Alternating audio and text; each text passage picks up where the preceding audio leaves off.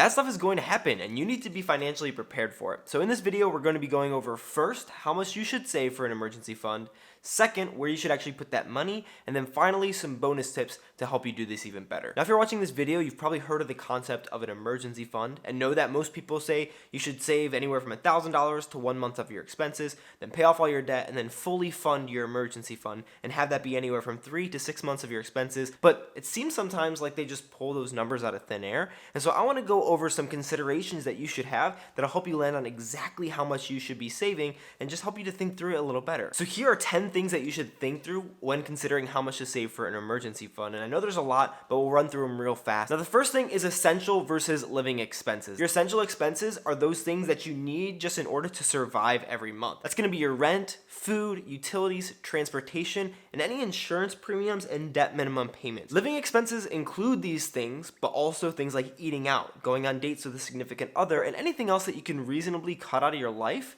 in an emergency situation. Now, this will give you an actual dollar amount when thinking through how much your emergency fund should be, because you'll know whether you want 3 to 6 months of your normal expenses or 3 to 6 months of your essential expenses. So you can either look at your budget if you have one, which you should have one, and I can help you create one if you don't have one, or you can look at your last couple of months worth of your bank statements to see how much those expenses would amount to. And then you'll be able to see that range of anywhere from 3 to 12 months, and we'll be able to adjust that based on all these other considerations that we're going through. Now, one of your first considerations needs to be family sized. Is it just you? Are you married? Are you married with kids? Do you have a significant other but you don't combine your finances? And if you are married, then you do have an extra consideration here, because when you're looking at your risk tolerance, which we'll get to soon, you should be thinking through their risk tolerance as well and having a discussion about this, because it's not just you in a relationship. You should also consider income, and there are 3 parts to income that you should consider. You should consider the amount of income or percentage, the diversification of income, and your stability of your income. The amount of income is more about the percentage, like I said,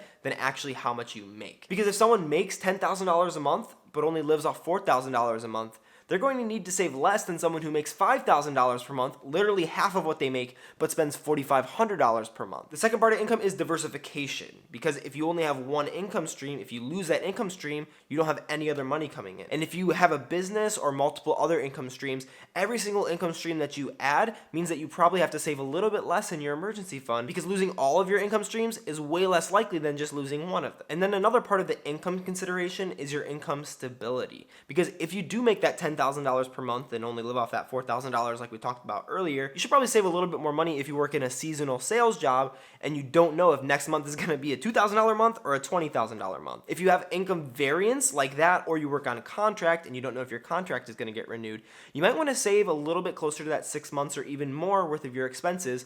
But if you have a really stable job, or your job is really replicable because there's a lot of demand for your specific line of work where you live and you can get another job really easily, you don't have to worry about that as much and can probably afford to put less in your emergency fund than someone who works in a really specialized job and it's going to take them months to find another one. Now, the next thing that we're going to talk about is something that I touched on when we talked about family size, and that is your risk tolerance. Now, this is honestly one of the most subjective parts of all these considerations, because it really comes down to what you're comfortable with rather than something that is more quantifiable. The more risk you take that's smart, the more reward you're going to be able to get. But if it makes you feel really uncomfortable, then you're going to live a much less fulfilled life because you're going to be stressed out all the time. And this is something that's really important to think through, because you should save as little as you possibly can in your emergency fund, as long as it makes you comfortable and is financially reasonably smart to do so. Because what you're going to do after your emergency fund is investing money. And the more money that you're able to invest, the more wealth that you're going to be able to build over the long term, because no one gets wealthy by saving money. Saving money is that insurance that allows you to continue to invest because you don't have to pull money out of investments. But like I said, life isn't just about having a big pile of money. So if it makes you feel more secure to have more in the bank, just go ahead and do that. The next thing you're going to want to think about is assets that you own. Now, this is things like stocks, your home, or any other real estate that you own,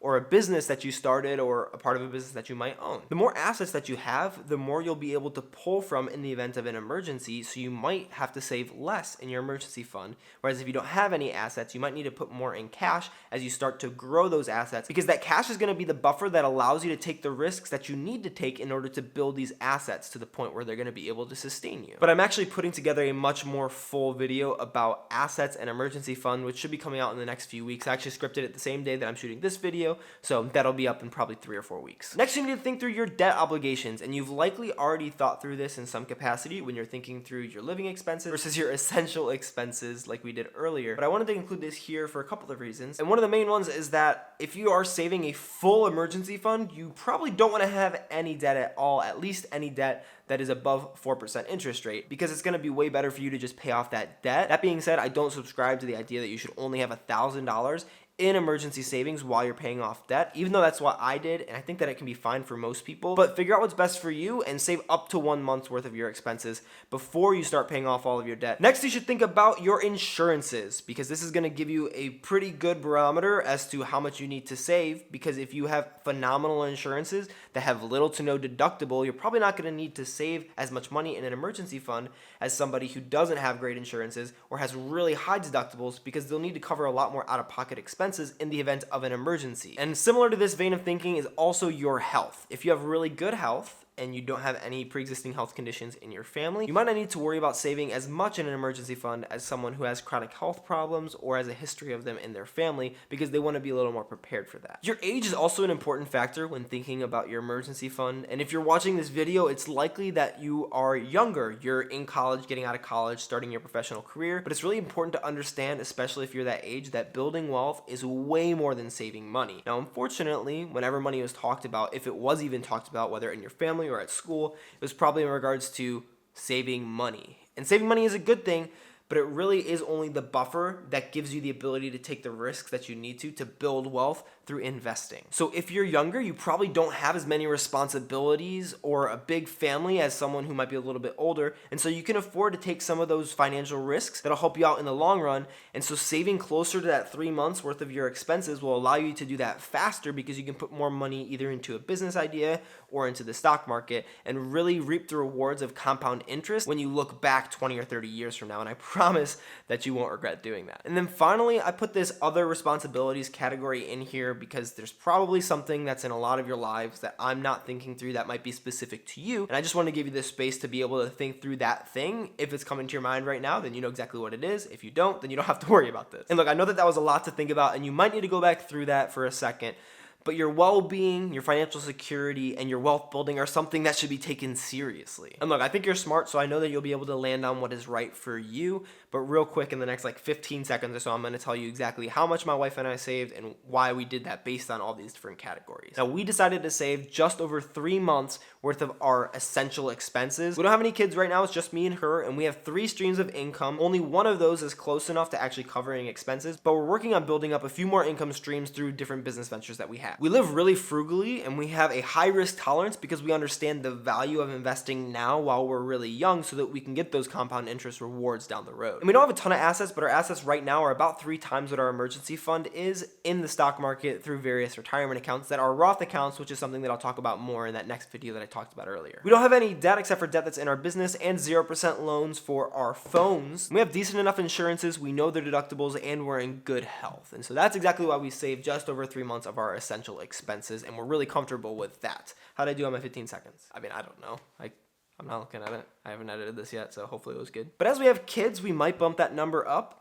But at the same time, we might keep that number the same, because if we grow our assets and we diversify our income and have multiple income streams that can cover all of our monthly expenses, we might not even need to do that. So it's going to be this dance that you have to do for yourself, which is why 3 to 6 months of expenses might be a good range. But hopefully these considerations help you to figure out exactly how much you want to save for yourself. But just remember, it is a lifelong process, and nobody actually knows what they're doing about everything. So have grace for yourself. So where should you actually save this money? Pretty simply, you should put this money in a high yield savings account, because you're going to be earning more interest, and it's probably going to be separated from your checking account, so you can't just access it with a debit card. And there are a lot of good companies that you can do this with. I've personally used Yada Bank, Ally Bank, Wealthfront, SoFi, and Wells Fargo in the various iterations of our emergency fund, and I recommend them in that order, except for Wells Fargo. Don't go with a brick and mortar bank.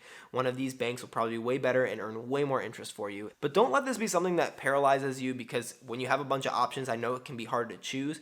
just make a decision. Because even if you're saving $10,000, a 0.3% or 0.5% difference in that interest rate is only going to be like $30 to $50. And I know that that is a decent amount of money, but it's not worth you stressing out over it. But just watch out for bank fees, because fees suck. Okay, so now that you know how much you're going to save and where you're going to save the money, here are a couple of bonus tips that you should think through about your emergency fund. The first bonus tip actually has to do with insurances and your health.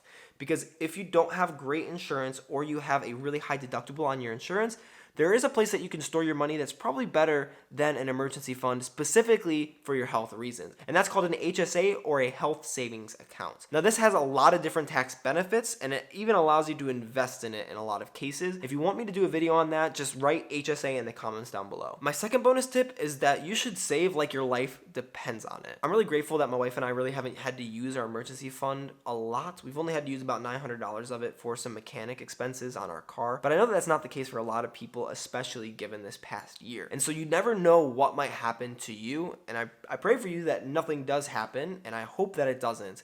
But something might happen, and you want to be prepared for it if it does. Make sure you're eliminating any expenses that don't actually bring you value and living below your means, so that you can pour a lot of money into this savings, because not only will that help you be prepared in the event of an emergency, but it'll also help you to learn that muscle of cutting down your expenses and saving money.